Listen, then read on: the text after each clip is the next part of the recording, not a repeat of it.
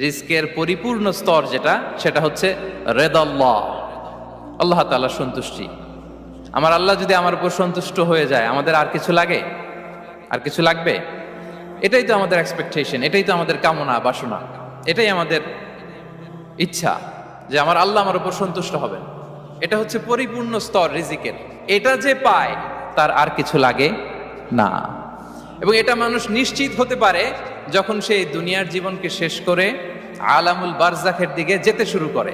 তখন তাকে বলা হয়, ইয়া আইয়াতুহান নাফসুল মুতমাইন্না ইরজিই ইলা রাব্বিকি রাদিয়াতাম মারদিয়া ফাদখুলি ফি ইবাদি ওয়াদখুলি জান্নাতি। হে প্রশান্ত আত্মা, হে প্রশান্ত আত্মা, প্রবেশ করো, তোমার রবের দিকে চলে এসো, সন্তুষ্ট চিত্তে সন্তোষ ভাজন হয়ে আমার কাছে এসো, আমার জান্নাতে প্রবেশ করো। সুবহানাল্লাহ।